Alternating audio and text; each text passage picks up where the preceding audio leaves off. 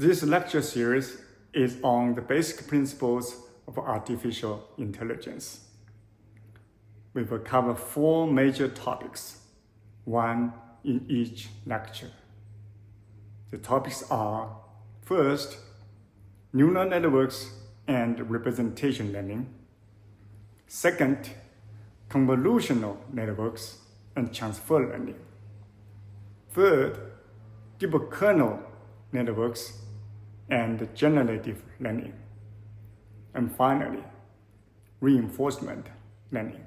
In this first lecture, we focus on neural networks and representation learning, grounding key ideas in how modern AI systems turn data into useful predictions.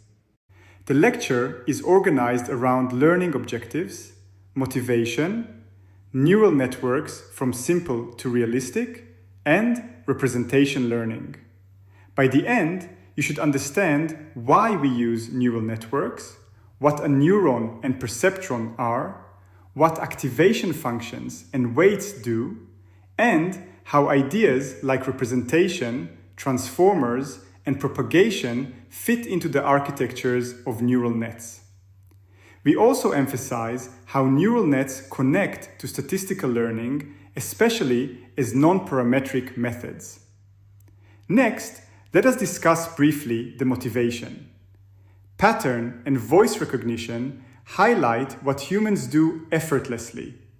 We can read varied handwritings and understand speech in a common language and dialogue. By AI, these are what we want machines to do reliably.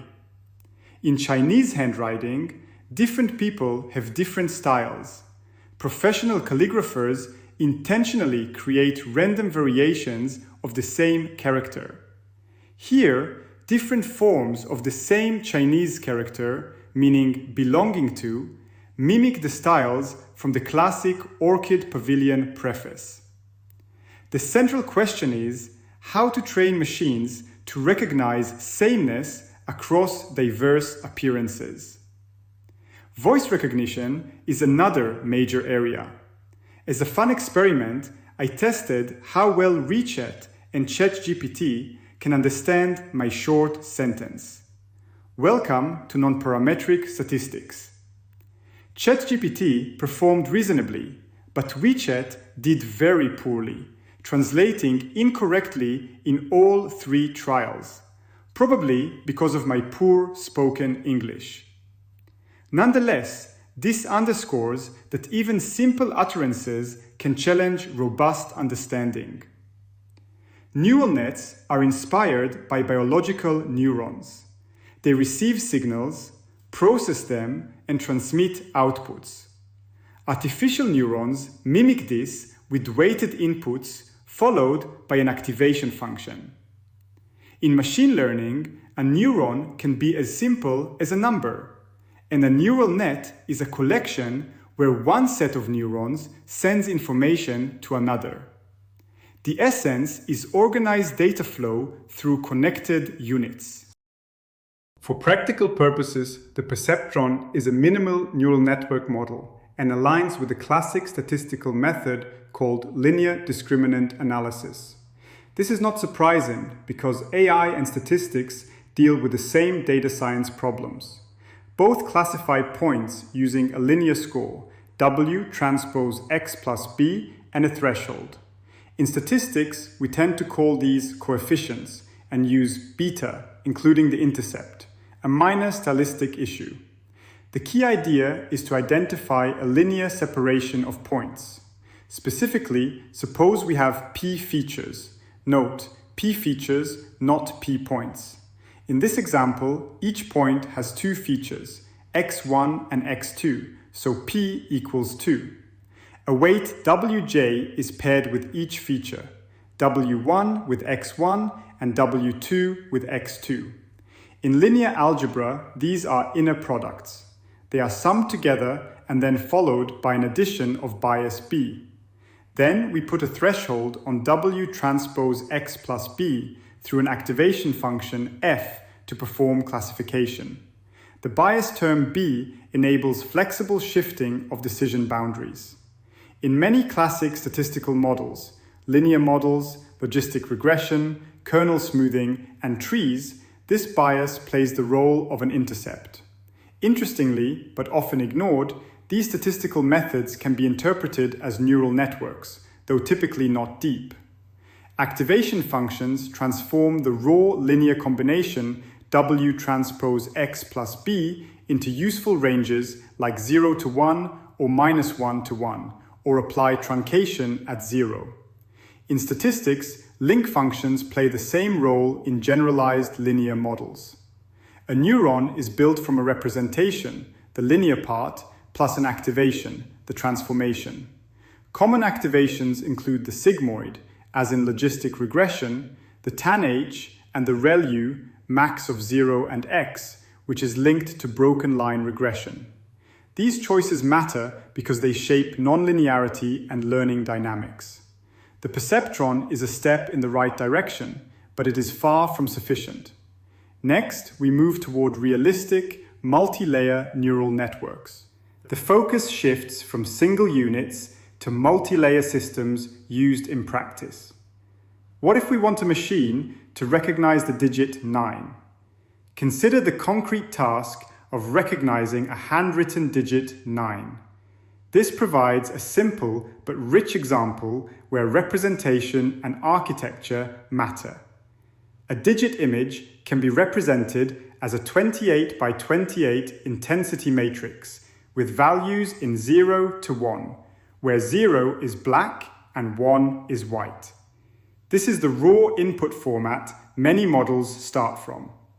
Next, we flatten the 28 by 28 matrix row by row.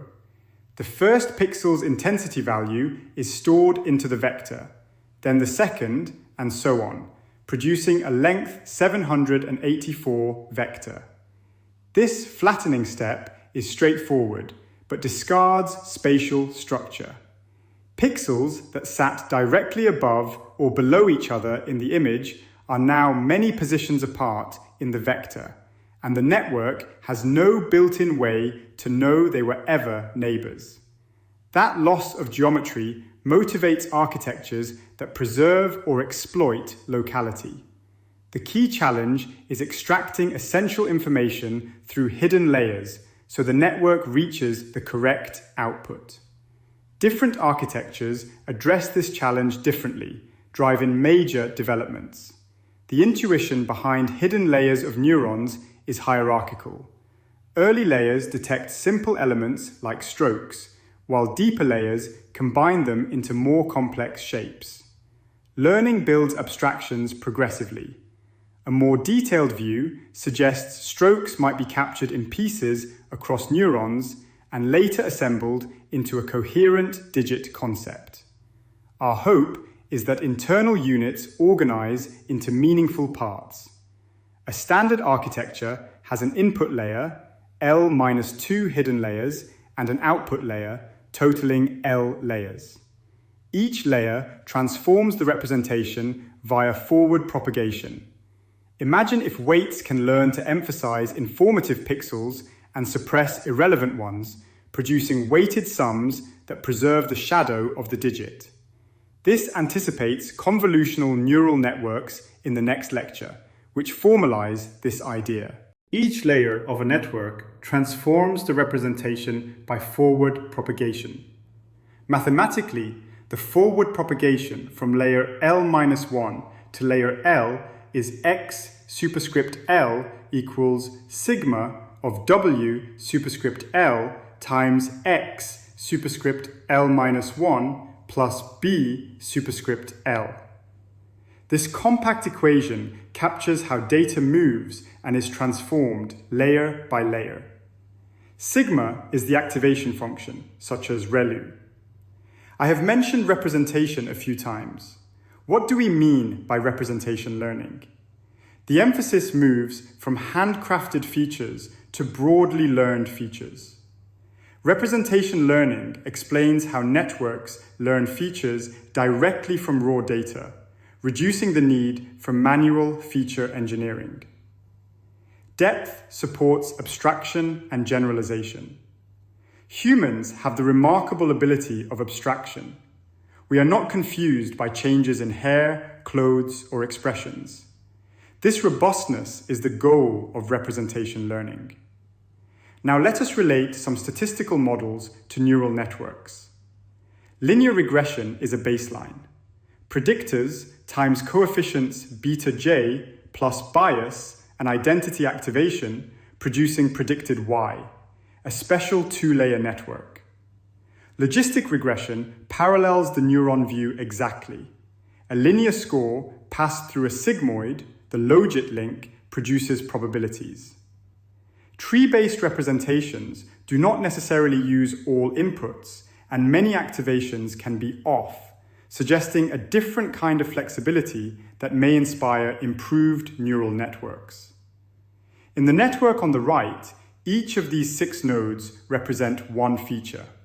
So that's x1 and x2, x3, x4, x5, and x6. The first one is x1. For x1, if you see on the left-hand side, there's no x1 in the first, second, or third layers. On the right-hand side, a blue line means an identity transformation between layers. In other words, just keep the number and don't do anything, because you're not using it yet. For x1, this happens until the last layer, where there is truncation, an activation function represented on the right by a red line. For x3, there's an activation in the first layer because x3 appears in the first layer of the tree. Once you activate it, x3 is not used again. x2, x4, and x5 do not appear in the tree and are not used in the network. This is an example of dropout. Classic linear, logistic, and tree models are simpler, often interpretable, and support statistical inference, but they are typically less versatile than deep nets. Neural nets can be viewed as non-parametric models, though statisticians often prefer simpler architectures for interpretability.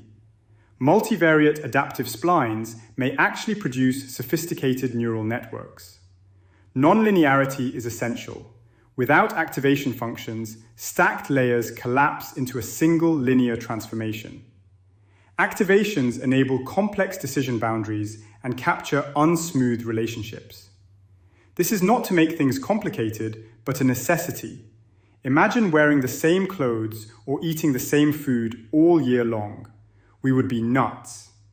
The universal approximation theorem states that a feed-forward network with one hidden layer can approximate any continuous function, given enough neurons and a proper activation. The theory assures us we are not doing nonsense, but translating theory into practice can be challenging. Multiple hidden layers are practically more useful than one. We should also be warned that parameter counts grow quickly with network depth and width. The resulting scale is why progress depended heavily on HPC and GPUs. We have established the framework of neural networks. Now we need to train them by minimizing a loss. The loss function formalizes what good prediction means.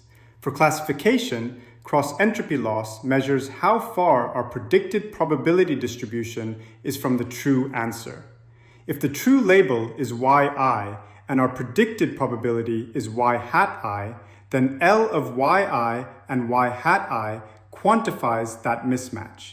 It's large when we confidently predict the wrong class, and small when we're right. The total loss, L, is the average of these mismatches across all M training examples. For regression, we use mean squared error instead, which measures the average squared difference between predicted and actual continuous values. Each loss function formalizes a different notion of good prediction. Now, how do we improve? We use gradient descent. The gradient, written as partial L over partial theta, tells us the direction and rate at which the loss increases with respect to each parameter theta. To minimize loss, we move in the opposite direction. Theta becomes theta minus alpha times partial L over partial theta. Here, alpha is the learning rate. It controls step size. A small learning rate means slow, cautious updates. A large one risks overshooting, oscillating, or diverging entirely. Finding the right balance is crucial. The intuition behind backpropagation is that we iteratively improve ourselves by starting from now and working backward. Imagine I'm unhappy with who I am today. Rather than redesigning myself from childhood, uncertain what the future holds, I ask, what could I have improved in the recent past? If I identify a change, I apply it. Then I look back further, asking the same question. By iteratively improving from now backward into the past, I make incremental, informed adjustments. This is exactly how backpropagation works. We compute how much each weight working backward from the output contributed to our loss and adjust accordingly. To describe it formally, we feed data forward through the network, computing activations at each layer until we reach the output and compute loss. Then we work backward. We define delta as the partial derivative of loss with respect to a layer's pre-activation values. It represents the error at that layer. At the output layer, delta combines two things: how much the loss changed with the output and how much the output changed with the pre-activation values. That's the chain rule. For hidden layers, we apply the chain rule again. The error propagates backward through the weights from the next layer, then is scaled by how sensitive the current layer's activation is to its pre-activation. Once we know delta for each layer, computing gradients is straightforward. The gradient for a weight is that weight's delta multiplied by the input it received. Larger input and larger error mean we need to change it more. The gradient for a bias is simply its delta. The algorithm is: run a forward pass to compute all activations. Compute delta at the output layer. Run the backward recursion, computing delta for each hidden layer using the chain rule. Then compute weight and bias gradients for every parameter. Backpropagation is the chain rule applied efficiently across layers.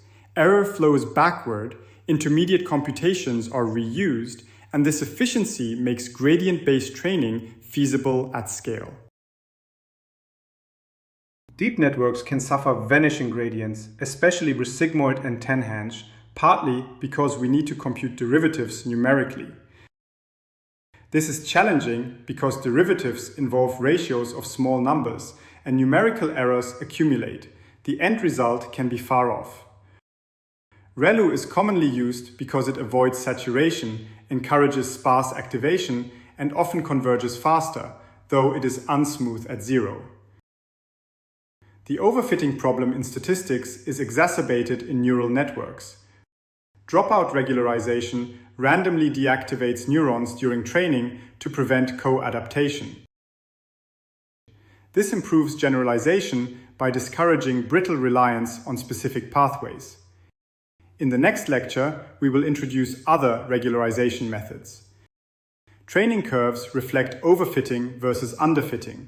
Loss may keep decreasing on training data, while performance degrades on held-out data. Early stopping is a practical way to curb overfitting. We want to land near the minimum of the total error, balancing bias, squared, and variance. In summary, training is guided by loss functions, improved by optimization algorithms, and stabilized by regularization. Many classic modeling nightmares are amplified in neural networks, which are often built for prediction rather than explanation. Finally, to wrap up the framework, neurons compute weighted sums and apply activations. Layers iteratively transform representations, and training minimizes loss by updating weights and biases via gradient descent. This framework underlies modern neural network-based AI.